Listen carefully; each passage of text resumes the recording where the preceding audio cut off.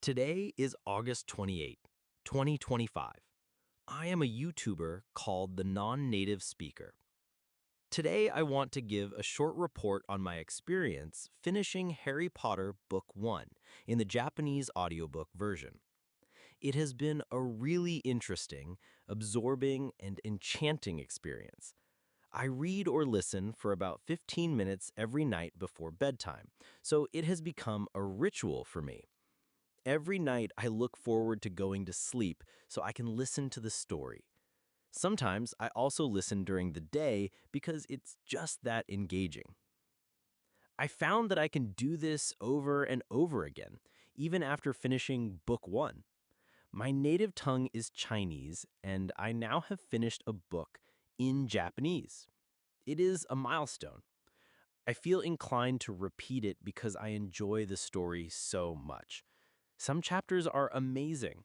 For example, chapter 3, the one with so many letters sent to Harry's house, I've probably listened to it 10 times already, and I still want more. That shows how powerful this method is. The story hooks you, and you get absorbed.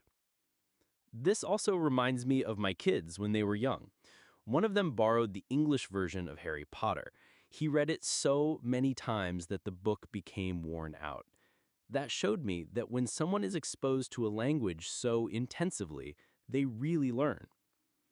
Now I'm applying the same idea to my Japanese learning. I'm using Harry Potter as my tool for immersive learning. Since there are 7 books in the series, I feel covered for the next 2 or 3 years. I don't want to rush into book 2 yet. I'd like to revisit chapters of book 1 now that I know the storyline, so I can focus more on the Japanese expressions and conversations.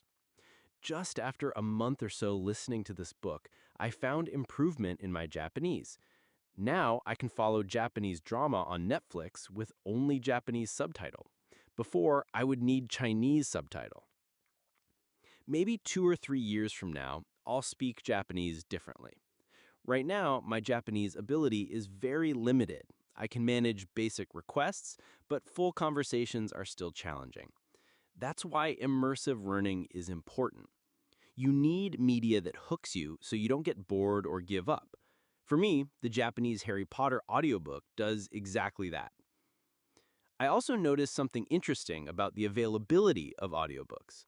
In the US Audible store, Harry Potter is available in about 7 languages: Japanese, English, Spanish, French, German, and more. That makes it great for language learners. Other series, like The Lord of the Rings, don't have the same audiobook availability across languages. I'll check the Japanese Audible site for more options, but for now, with 7 Harry Potter books, I already have plenty. The narrators are also worth mentioning. The English version is amazing. The narrator perfectly delivers jokes, accents, and character voices.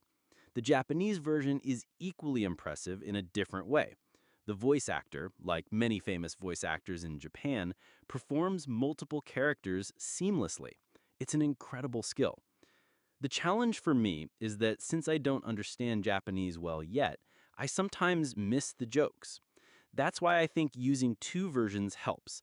First, listen to the English version to understand the humor, then listen to the Japanese version to see how it's expressed. This approach feels very effective. I'm excited to continue this with other languages too, like Italian and French. For now, though, Harry Potter in Japanese is working wonderfully as my immersive learning